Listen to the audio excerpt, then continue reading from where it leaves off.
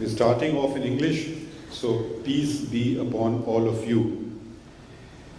We're talking about constitution, human rights, labor laws today, and I'm humbled in the presence of Justice Rashid Rizvi. He embodies constitutional law in the sense he was a judge of the Supreme Court, upholding the constitution, fell prey to a dictator's acts. He may have been the Chief Justice of Pakistan one day. So then we have amongst us Hamid Khan Sahab, a great writer on constitutional law. When we talk about labor laws in Pakistan, probably people don't know so much about labor laws, but they certainly know about Mr. Karamat Ali. He is the embodiment of labor laws. He is embodiment for struggle of labor in Pakistan and his institution. I think he is bigger than his institution. We have Justice Faisal Kamal Sahab also amongst us, and I believe Raza Rabbani Sahab will join us later. I must have all, but there are people who bring everything together. The best conferences cannot be arranged without a person organizing it, and I have done it, so I know how much effort it takes, and I think that is Mr. Faisal Siddiqui, so I think he deserves a round of applause from all of us. There are so many other distinguished persons, and I don't have the time to name them. So welcome to this conference. My experiences with the subjects in hand, it's sort of labor law, problematic, present and future potential. Then we have judicial interventions and social justice, and then dreaming about the law, the future, that is.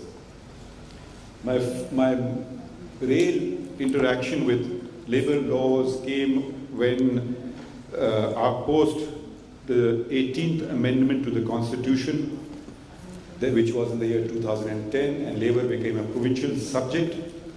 The Federation had enacted the Federal Industrial Relations Act of 2012. It was challenged that it could not, there were provincial bodies as well, and the question arose till what extent the Federation could legislate vis-a-vis the provinces. I did not know much about the subject, so the person who was the chairman of the committee which formulated the 18th Amendment was a practicing lawyer, Raza Rabbani, who was the chairman of that. So I appointed him as amicus. That's what we judges do. When we don't know something, we appoint amicus. So he came, and it was a wonderful, I learned a lot in that, how there was a committee. I didn't realize all that went into the 18th Amendment, and this was explained in great detail. There was a parliamentary committee on constitutional reforms, which was headed by Raza Rabbani, Senator Raza Rabbani, and it comprised of all the political parties, and this was a unanimous document. There was no dissent. I think there were some notes that were put, but there was no dissent. Article 143 was considered.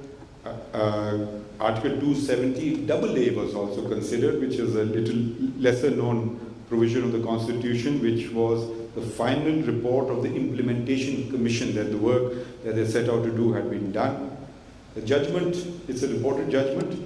It's Pakistan Workers Federation and Government of Pakistan 2014 PLC 351. So this was my relation with labor law, a major one. Talking about labor law, I want to share a few personal experiences. Coming from Balochistan, which incidentally is 44% of the present-day Pakistan, there are 2-3 industries basically. One is mining. It's very labor intensive. the other is fisheries, and the rest is probably some sort of agriculture. As I've actually gone into a coal mine, and what I expected was, I was scared of the claustrophobia, I was scared of maybe the fumes, maybe the coal dust. What I was surprised was something else. And I came out paining, and that was when you have to walk down, you have to crouch like this, and my knees were literally on fire. I don't know how these people go there and work. It's an industry in complete shambles. Why is that? One of the reasons for that is all laws in Pakistan are written in the English language. The Mines Act of 1923. Probably not a single provision of this is complied with. It has wonderful things about how labor should be treated, latrines, water, canteens, shelter, medical appliances, first aid rooms, occupational diseases, hours that they should work, minimum age a person can work there, etc. But one major, I think, problem after being associated with the law, 36 or 37 years its practitioner and 4 years its students, is that we still legislate in a foreign language which most of Pakistan, and in particular those for whom the laws are made, cannot understand. In today's day and age, it is very easy. Everything can be translatable into another language. That is not done.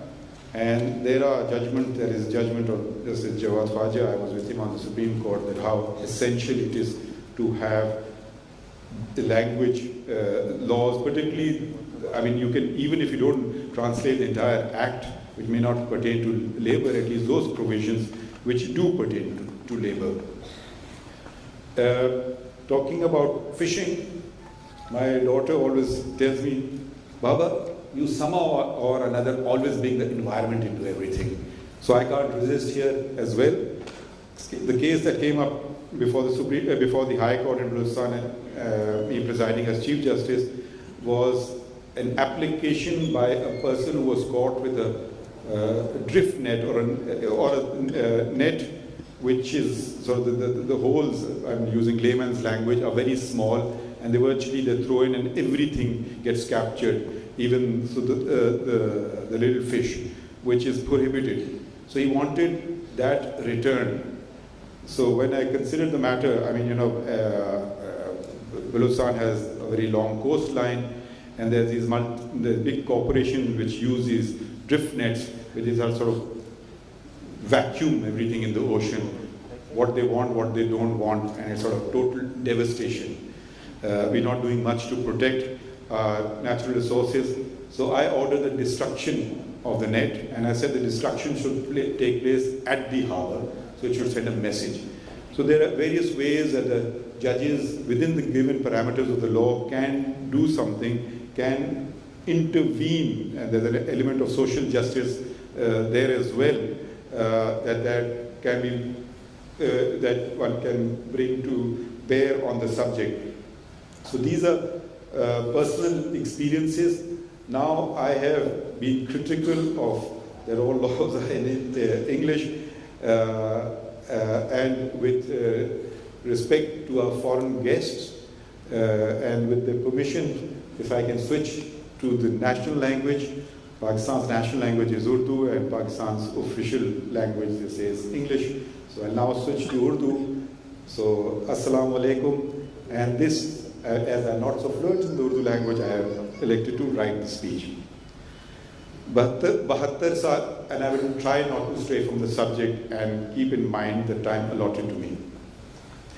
72 साल पहले आज़ादी हासिल की, ना कोई जंग लड़ी, ना किसी अस्करी कुव्वत ने हमें एक आज़ाद मुल्क मुहैया किया। एक सोच थी, एक नज़रिया था, और इस सोच और नज़रिए पर यकीन रखने वालों ने दूसरों को कायल किया, और नामुमकिन मुमकिन में तब्दील हो गया। इसको हम एक मुआवजा ही समझें। इस मुआवजे को बरकरार और महफूज रखने के लिए इस मुल्क की अवाम ने एक तरीक़े कार मुहैया कर दिया। اس طریقہ کار کو ہم آئین کہتے ہیں، جس کا پورا نام آئین اسلامی جمہوریہ پاکستان ہے۔ آئین کا آغاز ہوتا ہے ایک مختصر تمہید سے، جس میں یہ واضح طور پر بیان کیا گیا ہے کہ عوام نے یہ آزاد ملک حاصل کیا، اور قائد اعظم محمد علی جناح نے یہ واضح کیا تھا کہ پاکستان ایک جمہوری ملک ہوگا۔ آئین کی تمہید میں یہ مزید کہا گیا ہے کہ جمہوریت کو قائم رکھنا ایک فریضہ ہے، اور یہ فریضہ اس بات کا یقین دلاتا ہے کہ عوام ظلم و ستم سے محفوظ رہیں گے۔ آئین کی تمہید مزید کہتی ہے کہ اگر ہم انہی جمہوری اصولوں پر گامزن رہیں گے تو ہماری قومی سالمیت برقرار رہے گی۔ تمہید میں آزاد عدلیہ کا بھی بالخصوص ذکر ہے۔ آئین 1973 میں مرتب کیا گیا، مگر اس کی تمہید پاکستان کے پہلے وزیر اعظم لیاقت علی خان اور اس وقت کی پارلیمان نے مرتب کی، اور اس کو قرارداد مقاصد یا آبجیکٹیوز ریزولوشن 1949 کا نام دیا گیا۔ آئین کی شق 2A میں قرارداد مقاصد کو آئین کا بنیادی حصہ قرار دیا گیا۔ آئین کے شروع ہی میں بنیادی حقوق کا ذکر ہے، اور یہ واضح طور پہ کہا گیا ہے کہ بنیادی حقوق سے کوئی بھی عمل اور قانون متصادم نہیں ہو سکتا۔ آج کی محفل کسی حد تک ان بنیادی حقوق ہی سے متعلق ہے۔ آئین کی شق 199 اور شق 184(3) کے ذریعے عدالت عالیہ اور عدالت عظمیٰ بنیادی حقوق پر علم درآمد کو یقین بناتی ہیں۔ عدالت عظمیٰ کو شق 184(3) کے استعمال سے پہلے اس بات کو یقینی بنانا چاہیے کہ جن بنیادی حقوق کی علم کی جا رہی ہے وہ ایسے ہیں جو مفاد عامہ سے منسلک ہے۔ اس کے برعکس عدالت عالیہ کے لیے یہ لازم نہیں کہ جن بنیادی حقوق کی علم درادی کی جا رہی ہے وہ مفاد عامہ سے منسلک ہیں یا نہیں۔ اگر کوئی شخص یا ادارہ حقوق سے تجاوز کرے تو عدلیہ کے پاس یہ اختیار ہے کہ وہ اسے روکے۔ آئین پاکستان کی بنیاد 3 ستونوں پر رکھی گئی ہے۔ ایک ستون پارلیمان جو قانون سازی کرتی ہے، دوسرا ستون حکومت یا انتظامیہ کا جو قانون پر علم درآمد کراتی ہے، اور تیسرا ستون عدلیہ کا ہے جو آئین اور قانون کی تشریح کرتی ہے اور اس بات کو یقینی بناتی ہے کہ ہر شخص اور ادارہ اپنے اپنے دائرے اختیار میں رہ کر کام کریں۔ تاریخ اس بات کی عکاسی کرتی ہے کہ جب ادارے اپنے دائرے اختیار سے تجاوز کرتے ہیں تو نہ صرف لوگوں کے بنیادی حقوق پامال ہوتے ہیں بلکہ ملک کمزور ہوتا ہے اور ٹوٹ بھی سکتا ہے۔ 14 اگست 1947 کو میں جس زمین کے خطے کا نام پاکستان تھا وہ 2 صوبوں پر مشتمل تھا، مشرقی پاکستان اور مغربی پاکستان۔ جب ایک شخص کی جبری حکومت پاکستان پر قائم تھی اور مارشل لاء نافذ تھا، یعنی پہلے جنرل ایوب خان اور پھر جنرل یحییٰ خان، تو جمہوری طرز عمل کو نظر انداز کیا گیا اور نتیجتاً ہم آدھے پاکستان سے محروم ہو گئے۔ جب ملک میں جمہوریت کا نظام کمزور پڑ جاتا ہے اور ایک شخص کی آواز عوام کی آواز کو دباتی ہے تو دشمن بھی اس بات کا فائدہ اٹھاتا ہے، اور 1971 میں ایسا ہی ہوا، اور ملک کو قائم رکھنے کے لیے ہزاروں عسکری سپاہی اور افسران کچھ نہ کر پائے۔ کیا خوب قرارداد مقاصد نے 2 دہائی قبل جمہوریت پر اسی وجہ سے زور دیا تھا۔ ہم اس وقت کے مغربی پاکستان کو اب پاکستان کہتے ہیں، مگر حقیقتاً یہ نصف پاکستان ہے۔ کیا ہم نے تاریخ سے سبق حاصل کیا؟ صدر ذوالفقار علی بھٹو نے 1971 میں اس وقت کے چیف جسٹس حمود الرحمان پر مشتمل کمیشن مقرر کیا کہ معلوم کریں کہ وہ کون سی وجوہات تھیں جس بنا پر آدھا ملک ہو بیٹھے۔ چیف جسٹس حمود الرحمان صاحب نے مشہور زمانہ رپورٹ تیار کی جسے ہم حمود الرحمان کمیشن رپورٹ کے نام سے یاد کرتے ہیں، مگر افسوس اس بات کا کہ آج تک 47 سال سے زائد عرصے گزرنے کے بعد بھی یہ رپورٹ شائع نہیں کی گئی اور عوام کو اس بات سے آگاہی نہیں ملی کہ وہ کیا وجوہات تھیں جن کی وجہ سے یہ واقعہ پیش آیا۔ عدلیہ کو بھی چاہیے کہ وہ اپنے دائرے اختیار سے تجاوز نہ کریں۔ ادارے اور ملک تب مضبوط ہوتے ہیں جب وہ اپنی غلطیوں سے سیکھتے ہیں اور آئندہ وہی غلطیاں نہیں دہراتے۔ وہ اشخاص یا ادارے جو اپنی نظریں غلطی سے چراتے ہیں یا پھر حقیقت پر پردہ ڈالتے ہیں تو وہ نہ خود غلطیوں سے سیکھتے ہیں اور نہ ادارے کو مضبوط بننے کی طرف لے جاتے ہیں۔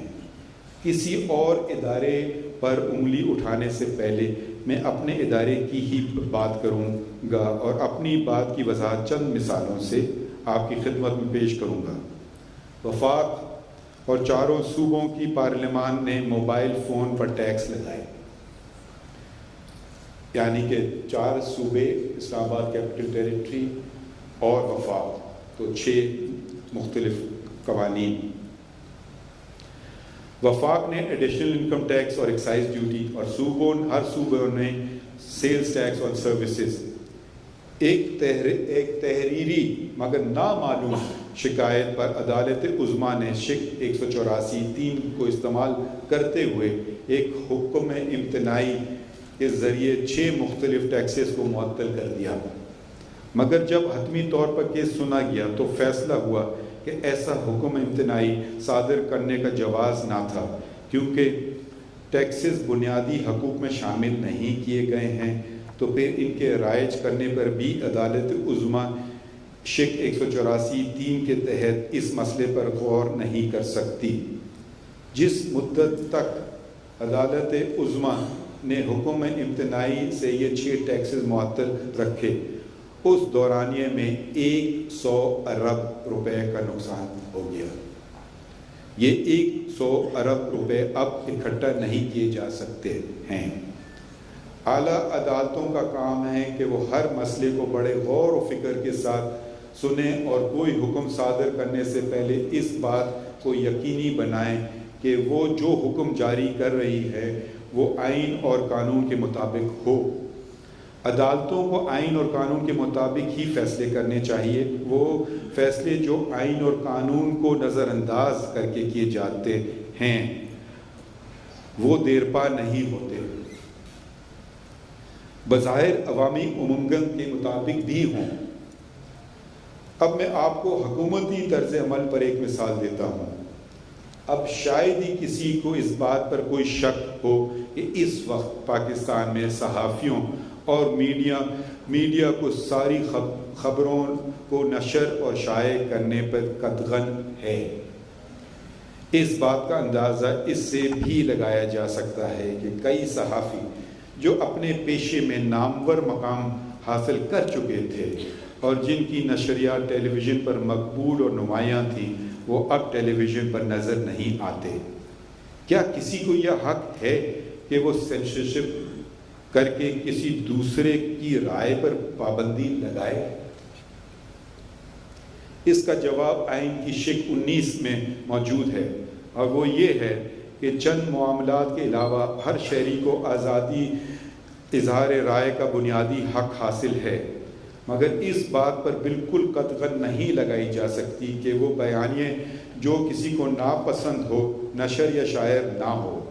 مثال کے طور پر اگر کسی کو میرا کوئی فیصلہ ناپسند ہو اور وہ مجھ پر تنقید کرے تو مجھ پر لازم ہے کہ تنقید برداشت کروں، نہ صرف اس لیے کہ شق 19 اس تنقید کو تحفظ دیتی ہے، بلکہ اس لیے بھی کہ اگر فیصلے میں کوئی غلطی یا کمزوری ہو اور مثبت تنقید کی گئی ہو تو میں آئندہ غلطی کرنے سے گزیر کروں گا اور میرا اگلا فیصلہ بہتر ہوگا، اور جب میرا فیصلہ بہتر ہوگا تو عوام اور ریاست مضبوط ہوں گے۔ کوئی بھی ادارہ اپنے پسند کے مطابق یہ حکم نہیں جاری کر سکتا کہ کوئی خبر نشر یا شائع کی جائے یا نہ کی جائے، اور نہ ہی کسی ٹیلی ویژن یا اخبار پر بندش لگائی جا سکتی ہے کہ وہ کسی کو ملازمت دیں یا ملازمت سے برطرف کریں۔ حکومت کے پاس یہ بھی اختیار نہیں کہ وہ سرکاری اشتہار اپنی مرضی کے چینلز اور اخبارات کو ہی دیں اور اس طرح سے ان کا معاشی استحصال کریں اور مجبور کریں کہ وہ حکومت کے خلاف یا کسی حکومتی ادارے یا کسی حکومتی شخص پر تنقید کریں یا نہ کریں، یا کسی صحافی کو برطرف کریں یا ان کے پروگرام پر بندش لگائیں یا ان کے اداریوں پر پابندی لگائیں۔ یہ سارے ہتھ کنڈے نہ صرف غیر قانونی ہیں بلکہ غیر آئینی بھی ہیں۔ ایک اور طرز عمل ہے جس سے میں بخوبی واقف ہوں، وہ یہ کہ کبھی کچھ چینلز ٹیلی ویژن پر نظر نہیں آتے کچھ علاقوں میں یا پھر پورے پاکستان میں، کیونکہ کیبل آپریٹرز کو فون کے ذریعے حکم دیا گیا ہے کہ ان کی نشریات نہ دکھائیں۔ جب خوف اس حد تک بڑھ جائے کہ لوگ اپنے بنیادی حقوق حاصل کرنے کے لیے عدالتوں کو رجوع نہ کریں تو یہ کہنا مناسب نہ ہوگا کہ بنیادی حقوق بھرپور طریقے سے رائج ہیں۔ جمہوریت کو مستحکم کرنے کے لیے جس طرح آزاد عدلیہ کی ضرورت ہے اسی طرح آزاد میڈیا کی بھی ضرورت ہے۔ اگر دنیا کے ممالک کا ہم جائزہ لیں تو جن ملکوں میں یہ تینوں آئینی ستون مضبوط ہیں تو انہی ممالک کو ترقی پذیر سمجھا جاتا ہے۔ آزاد پاکستان کا وجود جمہوری اور عوامی تھا، اور بقیہ پاکستان کو قائم رکھنے کے لیے قائد اعظم اور آئین پاکستان میں مرتب شدہ اصولوں پر عمل کر کے اس بات کو یقینی بنانا ہوگا کہ انہیں کسی بھی نادیدہ قوتوں سے محفوظ رکھیں۔ یہ آپ سب کا، میرا اور ہر شہری کا اور ہر وہ شخص جو پاکستان میں اس وقت موجود ہے اس کا فرض ہے۔ یہ بات اور بھی زیادہ اہم ہے اس ملک کے لیے جو ایک نظریے اور جمہوری اصولوں پر قائم کیا گیا ہو۔ جب ہم پاکستانی ڈکٹیٹرشپ کی قطار کا معائنہ کرتے ہیں تو یہ نظر آتا ہے کہ وہ جو اس قطار میں پائے گئے وہ اس بات کو خوب جانتے تھے کہ وہ غیر آئینی اقدام اٹھا رہے ہیں، تو اسی لیے کسی ایک بات کا ڈھنڈورا پیٹا گیا اور آئین اور قانون کو رکاوٹ سمجھا گیا۔ ایک جبری حاکم مسلمانوں کو مسلمان بنانے نکلا تو ایک اور نے بدعنوانیوں کے خلاف آواز بلند کی۔ دونوں ہی ملک بچانے نکلے، مگر تاریخ کے طالب علم ہی بہتر گواہی دے سکتے ہیں کہ وہ کیا کر بیٹھے۔ جب میں کوئٹہ میں طالب علم تھا تو نہ کلیشنکوف اور نہ ہیروئن کا نام سنا تھا، مگر پھر ایک شخص نے یہ فیصلہ کر لیا کہ اس کو اپنی ساخت اور حیثیت کو قائم رکھنے کے لیے ایک باہر کی قوت کے لیے کچھ ایسا کرنا ہوگا کہ وہ اسے تسلیم کرے، اور اس شخص کا اندازہ کسی حد تک درست بھی تھا، کیونکہ جو انہیں کل تک حقارت کی نظر سے دیکھ رہے تھے اب انہی نے اسے گلے لگا لیا۔ کوئی ملک کسی ایک شخص کو مقتدر قوتوں کے گلے لگانے سے مستحکم نہیں ہوتا، کیونکہ یہ بھی دیکھنے کو ملا ہے کہ جب مقصد حاصل ہو جاتا ہے تو ہمارے ملک نہ صرف اس شخص کو بلکہ ہمارے ملک کو نظر انداز کر دیا جاتا ہے۔ آئین پاکستان کی شق 5 یہ کہتی ہے کہ ہر شہری پہ فرض ہے کہ وہ آئین اور قانون پر عمل کرے۔ شق 6 یہ کہتی ہے کہ کوئی شخص جو طاقت کے استعمال